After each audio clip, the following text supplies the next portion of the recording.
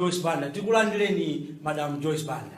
Ine ndithokoze kwambiri. Zikomo. Ndipo ndili onyadira kwambiri. Kumiba kuzomba kuli bwanji kuzomba. Kuzomba ndi kwabwino bwino. Zikomo. Tikunena pano shawaziri waka. Ndati koma ndiye nyemba zipyatu. Nthawi ya. Ndati koma ndiye nsawa wanthu azitikitatu. Ndiye ndi pamene ndimabwera kuno. Nditamva kuitana ndati ayi. Ndauza bambo ku nyumba kwanga ali koma iwe kuyenda. Ndati ine ayi ndikufuna ndikaone ananga. Amene akutakata kumibawa. Tinakusowani. Ine ndilipo ndithu. Mwasowa. Ndipo sindikuti ndili kutaliya. Achimwene anu akukupatsani mpando kuti ayi mwatsogolera Malawi.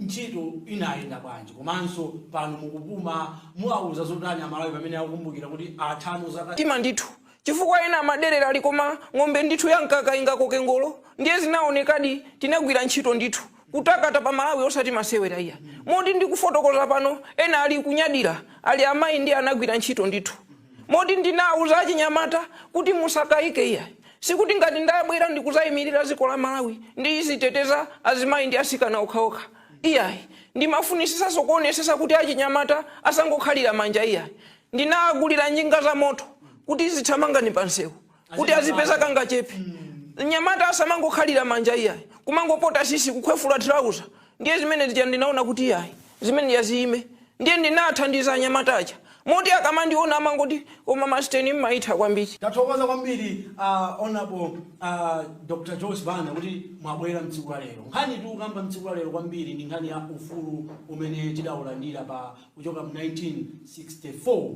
kudzafika lero lino takwanitsa zaka 57 tili pa ufulu odzilamulira tokha. Mawu anu kuntundu wa Malawi ndotani. Ndimafuna ndiyauze a Malawi kuti kungoyima patokha sikukutanthauza kuti chilichonse tachipeza iya.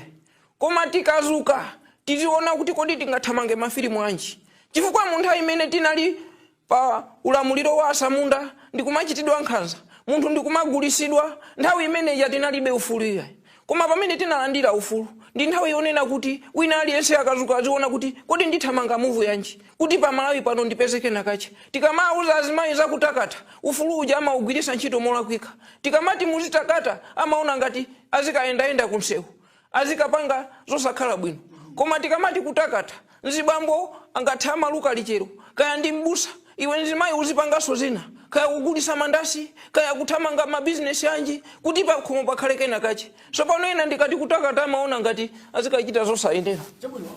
Madam Joyce Banda tumafuna mupereke uthenga kwa achinyamata kunena kuti pa ground sipali bwino mwauza zotani achinyamata pa nthawi ino pamene akunena kuti ayi tatha zaka 57 koma pa ground sipali bwino. So panonso vuto lathu ku Malawi kuno tikukhala ngati mwana onyenchera amene akazuka ndikuyamba kukwawa matenda akumugwesa akuyambiranso kukwawa pamene wayamba kuima akugwanso pansi ndikuyamba kukhala koma zati afike pakuti wayamba kuyenda kudaba kuti koma mwana amene izaka zonsezi wang'ono chonchi ndiye Malawi adakali wachichepere ngakhale zaka zadusa zambiri ndimafuna ndiyauze achinyamata kuti pa ground ndipavuta koma ndiye pali mayenjetu koma chofunikira ndithamange kwambiri chifukwa olomutalira chotani kwalirira azisogoleri anu iwo nthawi yawo amakhala kuona kuti kodi achite bwanji koma inu ngati achinyamata muonenso kuti kodi ndithamange mafilimu anji kuti ndisakhale ndikupempha iya ndimanena kuti ayi munthu akakhala wachinyamata amati asogoleri amawa koma muzaka zino wachinyamata ndi msogoleri wa nthawi inoyo choncho ndikunena kuti musaziyang'anire pansi thamangani pezani mabizinesi kaya ndi makabaza kaya mukufuna za ulimi ndiye anyamata nthawi yanu imene muli ndi mphamvu ndi nthawi yokuti mugwiritse ntchito mphamvu zimenezo kuti mukazakula muzakhale muli ndi kena kachi. Tathokoza mawu anu otsiriza pamene mukuchoka mu studio muno mayi wathu ndotani kuntundu wa Malawi. Ndimafuna ndikuuzeni inu a Malawi kuti tikamakhala m'manyumba motiyeni chitetezo chipite pasogolo tiziteteze tokha ife ndi ana athu komanso tikamafuna kuti tithamange mabizinesi tiyeni tipange zimenezo.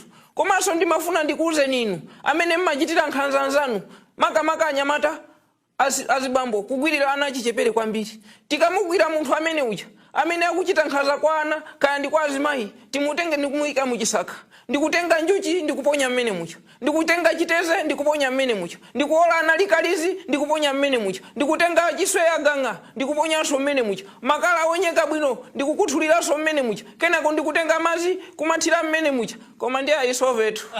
Tathokoza kwambiri Madam Joyce Banda kuti munabwera kuti ticheze program imene yatiseke pa 6 July pompano pakadema wa Mibawa. Mwatikumbutsa lijandikali tinakusowani. Ineso ndinyadire kwambiri. Mwende bwino ulendo wanu ubwerera kuzowa. Ndipo ineyo anyamatanga ali panja. Alikodiwe ukuchedwa tikuona nthawi yanchi. Ndati ayi ine sinasowe iya. Wankulu sasowa iya. Chama ngati kumba background. Ndipo ineyo ndikuyenera ndipange zimenezo. Kuti ana aje ndisangokhala pansi ya. Ndikuwakhalira manja ya. Koma nditakate kuti nawonso azibambo aziwe kuti koma amayi yosamaphwekesa iya. Ziko mukwambiri. Ziko mukwambiri.